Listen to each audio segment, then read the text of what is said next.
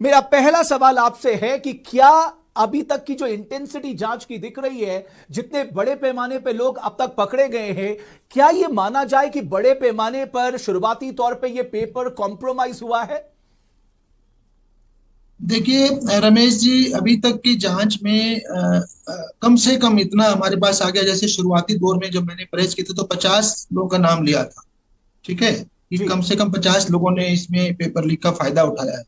अब हमारा अनुमान 200 प्लस पे है कि कम से कम 200 लोगों ने इस पेपर लीक का फायदा उठाया या उसके थ्रू सिलेक्ट हुए हैं। आप जानते ही हैं कि जो सिलेक्शन हुआ इसमें 1,60,000 अभ्यर्थी थे और 900 प्लस लोगों का सिलेक्शन हुआ है।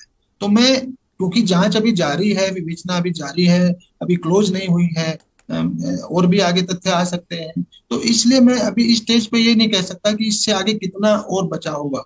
हो सकता है 200 से कुछ ही आगे जाए और हो सकता है बहुत ज्यादा आगे चला जाए, पर कम से कम 200 लोग ये आप मान सकते हैं, उतना तो इसमें उन्होंने इस पेपर लीक पेपर का फायदा उठाया है।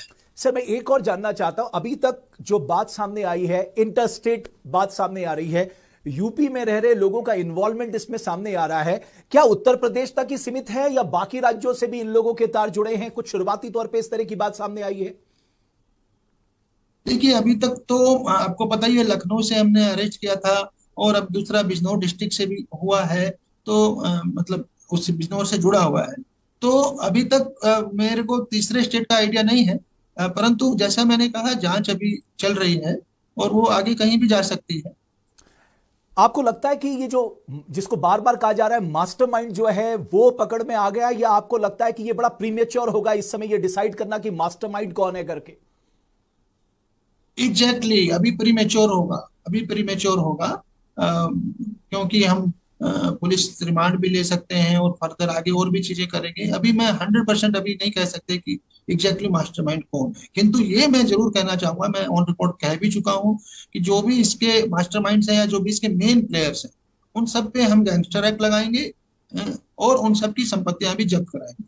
और आपको बता दूं, ईडी को हम ऑलरेडी मामला रेफर कर चुके हैं। एक तबका कह रहा है कि साहब इस पेपर को खारिज किया जाए, री एग्जाम किया जाए, क्योंकि ये बहुत बड़े पैमाने पे कॉम्प्रोमाइज हुआ है।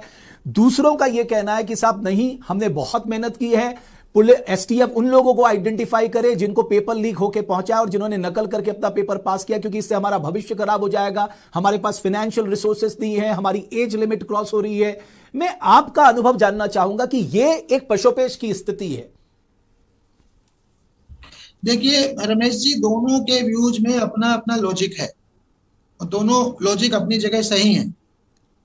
ठीक है, जो बेचारा मेहनत से पास हुआ है और अगर वो रिजल्ट में सेलेक्ट हो गया तो अगर खारिज होती तो उसका नुकसान होगा, किंतु दूसरे लोगों की आशंका की क्या पता कितने लोगों ने नकल की थी, वो भी सही है। तो दोनों के लॉजिक अपने अपनी जगह सही है। हम एक ही बात बता सकते हैं, ये भर्ती परीक्षा के बारे में निर्णय सरकार को लेना है, आयोग को लेना, वो हमें नहीं लेना। पर हम विवेचना जब खत्म होगी, अभी तो चल रही है, बहुत कम समय हुआ है, जब विवेचना खत्म होगी उस स्टेज पे ये जरूर बता देंगे कि इसमें कितने लोग इन्वॉल्व थे और क्या कोई रह तो नहीं गया है। संभावना तो नहीं है, मतलब या तो हम 100% श्योर शॉट हो जाए कि 250 लोग थे या 200 थे या 300 थे, और या हम ये कहें कि नहीं, हमें डाउट है और भी बच सकते हैं। तो ये जो भी स्टेटस होगा, हम एग्जैक्टली एक प्रॉपर रिपोर्ट जो है आयोग को दे देंगे, निर्णय आयोग को और सरकार को लेकर।